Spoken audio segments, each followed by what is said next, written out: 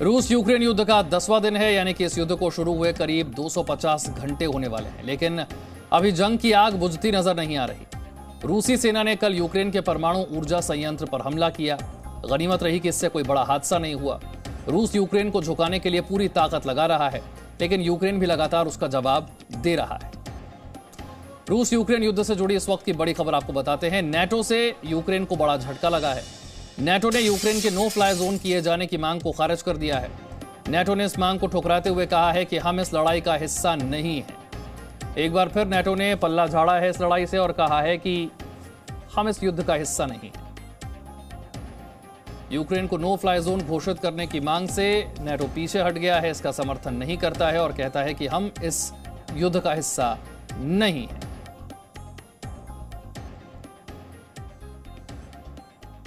Ukraine युद्ध पर NATO ने बड़ा दावा किया है।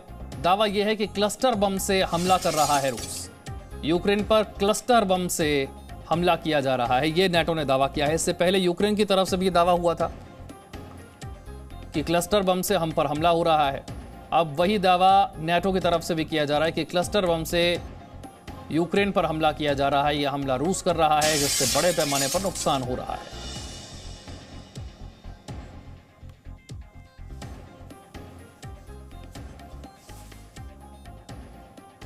नेटो ने एक बार फिर से यूक्रेन की मदद से इनकार कर दिया है। रूस और यूक्रेन युद्ध में नेटो नहीं कूदेगा।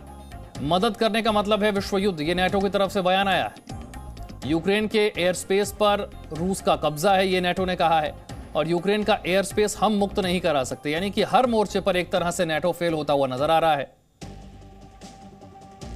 नेटो ये कहकर इस युद्ध से दूर है कि अगर हम मदद करते हैं तो फिर यह युद्ध विश्व युद्ध का रूप ले लेगा। यूक्रेन का एयर स्पेस जिस पर रूस का कब्जा है, उस एयर स्पेस को हम मुक्त नहीं करा सकते।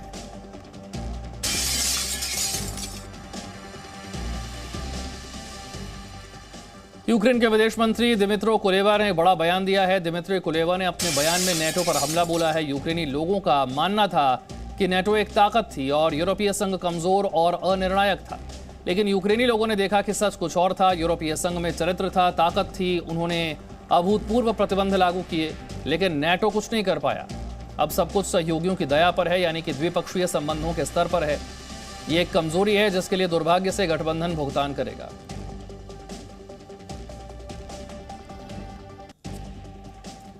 तो नेटो और यूक्रेन के बीच अलग घमासान शुरू हो गया है। नेटो ने यूक्रेन की बड़ी मांग को ठुकरा दिया है। देखिए कैसे नेटो ने पहला लड़ाया और फिर पराया कर दिया। यूक्रेन के वायु क्षेत्र को प्रतिबंधित किया जाए, ये यूक्रेन ने कहा। नेटो ने कहा कि यूक्रेनी एयर स्पेस को हम मुक्त नहीं करवा सकते। यूक्रेन ने कहा कि उड़ान प्रतिबंधित क्षेत्र हमें घोषित किया जाए। नेटो ने कहा कि अगर ऐसा किया तो विश्व युद्ध छिड़ सकता है। यूक्रेन ने कहा नेटो देश यूक्रेन को फौजी मदद दें। नेटो ने कहा कि रूस के साथ युद्ध में हम शामिल नहीं होंगे। यूक्रेन ने कहा नेटो यूक्रेन को हथियार और सैन्य उपकरण दे। नेटो ने कहा कि हम यूक्रेन में अपनी सेना नहीं भेजेंगे। यानी कि नेटो हर मोर्चे पर पीछे हट गया।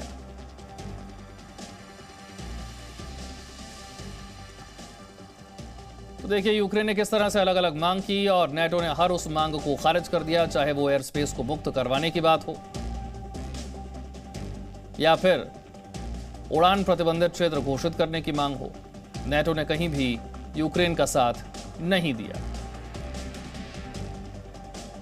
फौजी मदद के नाम पर नेटो कहता रहा कि अगर हमने ऐसा किया तो फिर विश्व युद्ध का रूप ये युद्ध ले लेगा, हम अपनी सेना को वहां नहीं भेजेंगे।